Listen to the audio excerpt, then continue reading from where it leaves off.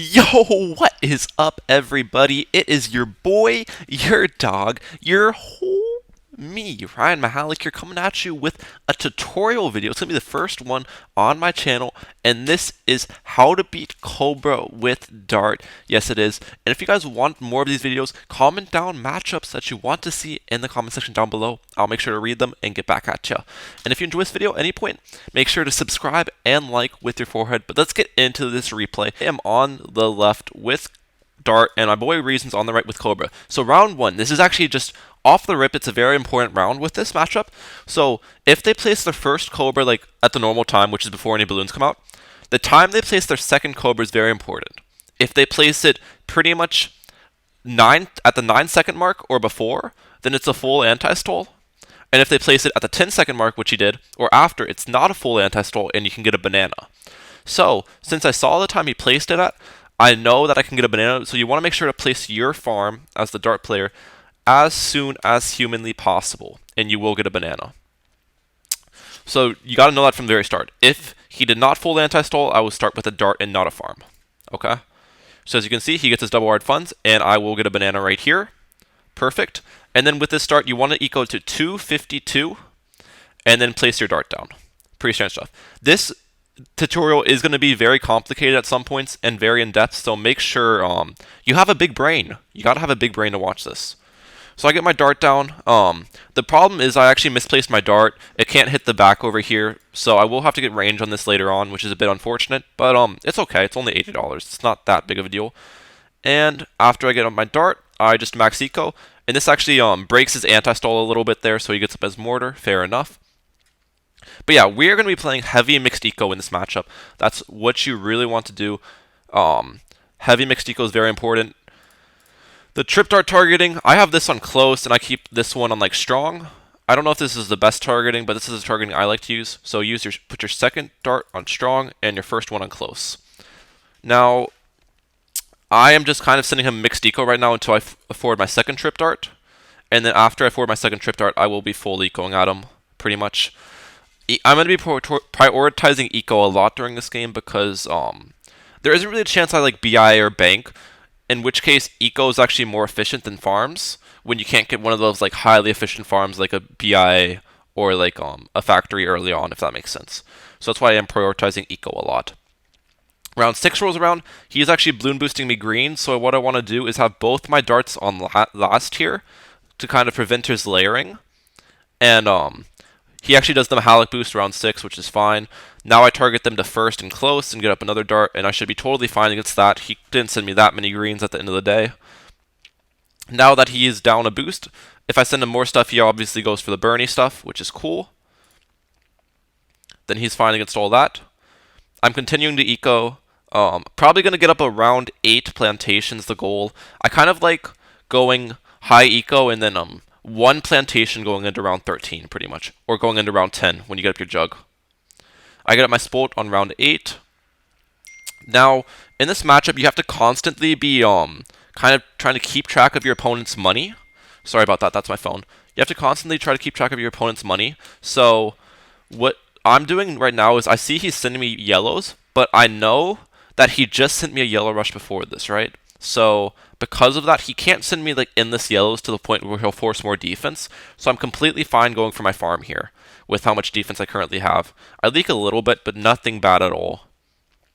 He sends me some leads here. I'm just going to get up my jug. Pretty standard stuff.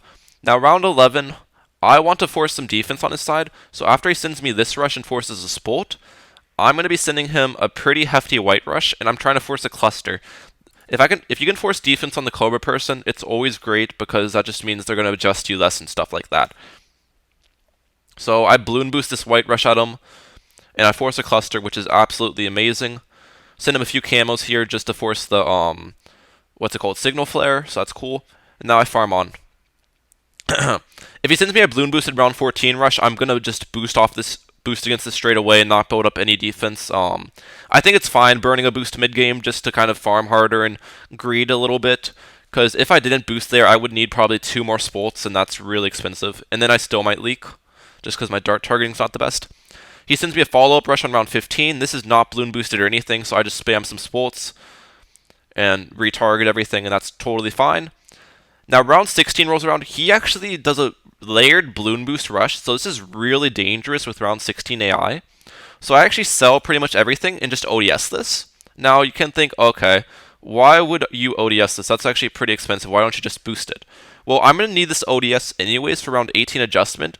So an ODS here is a really safe defend, and it acts as great adjustment defense coming in these later rounds. So I'm really happy with that, in all honesty. Now I just kind of get some eco here. 2 plants going into round 18 is kind of my goal a lot of the time in Dart vs Cobra, so I'm happy with where I'm at right now. 600 eco and 2 plants on round 18 is a good position in my opinion. Now here's what you kind of want as your defense. These are the 2 best jug spots on the map, so always keep track of these. There's 2 best jug spots on the map against adjustment.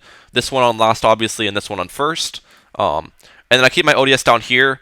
The way they kind of work in tandem is the jugs will break down the higher layers of the balloons, and the ODS is really good against rainbows and everything lower. You need to know minimal ace micro for this as well. Pretty much the way you micro this ace on the top is you just want to triple tap the ace follow path whenever it gets close to the landing pad. It will just stay on top. Pretty much, it's very simple. Now throughout all of these rounds, let me slow it down. Throughout all of these rounds, what I'm trying to do is I'm just ecoing with white balloons until I see that adjustment starts pushing more and more. Then I'll have to just get up another jug. Eventually I'll have to get up 4 jugs in 1 ODS, and that is enough adjustment defense until round 25. But right now I'm fine with just 2 jugs, as you can see. But on round like 21 AI, can get pretty rough, and I'll probably need 4 jugs then, which is totally fine. He's ecoing as well, which I think is a misplay on his part. He should just be adjusting harder at this point. But yeah, as you can see, I go for my 3rd jug here. Pretty standard stuff. Here's a red flag. You don't want to boost at all against adjustment. Never boost against adjustment with Dart. If you boost against adjustment, you're kind of drained because that means they're going to follow up with a Moab, and you're going to have to sell farms to Fan Club, which just drains your money really bad. So never boost against adjustment. So make sure you're always defending adjustment enough to defend it without a boost, okay? Capiche? Caposh, okay. So he's defending more now. As you can see, these are the next 2 jug spots I use. I use one down here on last, and then I use this top one. It's a little bit to the left of your first one, and this one's on last actually, so it'll hit down this path. I don't know if you can see my cursor, but yeah, it'll hit down that path. He's just space decoing right now. As you can see, I already have 940 eco, which is actually very solid. I'm just going to be constant ecoing until the midst of round 23, roughly. This whole game. And this is all the defense, as I said, I need until round 25. This is more than enough defense. You never really want to spend much money on trip darts. Trip darts are really ineffective defense against adjustment. You mostly just want stuff that has a lot of popping power for a price, like jugs and ODS. While trip dart's something that's like really accurate, obviously, but it doesn't pop much, which is not what you need against adjustment. So honestly, 1 trip dart I'm completely fine with here. I don't have to waste money on a ton of trip darts like a lot of people do against adjustment. It's just not effective at all. So round 23, we're both ecoing. I stop at about 1400 eco. That's a lot of eco, but as I said before, I'm not going to be going for an early factory by any point. If you go for like around 24 fac, for example, it can get force sold. They'll send you like a BFB and a Moab or whatever, and it's just really risky. And if you're against a good Cobra player, they'll always pretty much force you to sell it. So round 26 factory is probably the best route to go. I get up 2 Republics here, and I'll be going for my Spectre on round 25. I like to do a Spectre against adjustment here, and it makes me save my boosts for Moabs and stuff, which is great. Plus, it's just like you can't really choke with a Spectre, you know? Now here's a bit of a misplay on my part. I actually sold my top jug, which was bad. You kind of want a top jug here just to help the Spectre out. And because of that, the adjustment actually pushes. And I'm not sure if I needed a boost here, but I end up boosting just because I get kind of spooked by the adjustment, which obviously isn't great, but it is what it is, you know? I still have a boost left, but if I made a misplay in this game, I think that was probably the main misplay, boosting its adjustment. Now, as you can see, round 26, I get up my factory with 1400 eco. I'll sell this jug in a second, get up my 4-2 fac, and we're going to be in a really good position here. We are going to be in a really good position. that is pretty much all the adjustment defense tips you need with this strategy. Now we're just going to be getting into late game defense and money management for the last part of this video, and what to send Cobra as well late game. So round 27, I'm going to burn my last boost here with 4 trip darts, just so I can defend all these mobs without having to spend a fan club, which is actually really important because this allows me to get my second factory much earlier, since I didn't have to buy and resell a fan club here. I can get it at the start of round 28, which is really nice. Because obviously a fan club would have been more expensive than that. So if you have boosts left at this point of the game, make sure to spend your boosts to defend these mobs without having the fan club. That's really important. Now, as you can see, round 29, I am going to have to fan club here, which is a bit unfortunate. If I didn't boost round 25 AI like I did, I would just boost against these mobs and not have to fan club, and I'd probably have up another fac right now, but it's okay. Now, I will be going for one more factory. This is kind of like the end of round 30 is kind of like the last point I would say go for a factory. Because after that, it's probably not worth it because you'll be selling it sometime soon. But yeah, that's going to be the last factory I go for. So 4 factories round 31 with 1400 eco. I'm really happy with my position right now. And now it gets into money management time. He's sending me a ZOMG, I'm sending him ZOMG. At this point, I think sending spaced ZOMGs is the best move. The reason being, Maulers obviously have a grouped attack, so when you send space, they don't get as much, their defense isn't as efficient, right? Because you can't just, like, Mauler spam and kill, like, 4 ZOMGs with a ton of Maulers like that. If you send 4 space ZOMGs, it's actually going to be a harder defense from them, because their Maulers can only target, like, 1 ZOMG at a time, if that makes sense. So, yeah. Sending him a space ZOMG, it looks like he's sending me spaced as well. I get up a ton of trip darts. Target all your trip darts on strong, obviously. You want them to hit the ZOMG layers. That's kind of what they're there for, to break down the higher layers, while your GZs will obviously clean up the rest.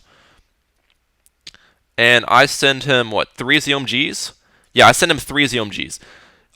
You can probably, it depends. Sometimes a Cobra player will be able to defend 3 spaced. It's very difficult, though. So, honestly, 3 spaced ZOMGs, if they're sending you a lot of ZOMGs as well, this will probably kill them. Now, if they don't send you a lot of ZOMGs like he did, you're probably going to have to send 4. So, it's just something you kind of have to adapt to in the middle of the game, if that makes sense. Another thing to note, as you can see, I actually sold my Spectre. This is a really risky play, but you kind of need to do it in this matchup just to keep your farms up as long as possible. So I sell my Spectre just so I can start GZing without selling my farms as late as possible. Then I start selling my farms. Obviously, you just have to GZ micro here. Don't choke to anything. Keep on microing your fan club as well. It gets really close here. I sell my fan club again. As you can see, he's trying to misdirect the stuff. Get my last GZs up. Sell all of my fan club. GZ 2 more times. And as you can see, I actually defend all of his ZOMGs with a factory still up, which is a pretty alpha move. And he has 2 ZOMGs left on his screen. Now, he'll probably defend one of these because he has 4 misdirections in the back. If he just pops this ZOMG layer, he'll be able to defend it. So we'll see if he does that, but he'll die to this last ZOMG for sure. So it looks like he ends up misdirecting that, so well done to him. But he ends up dying to this last ZOMG. And yeah, that pretty much concludes the tutorial. If you guys have questions on this matchup or anything like that, I'll probably try to answer them in the comment section down below. And if you guys have suggestions for another tutorial, make sure to comment that in the comment section down below, because I want to be doing more of these tower matchups, help you guys out, and I think it's an interesting video. But until then, your boy Ryan Mehalic. Peace, lads.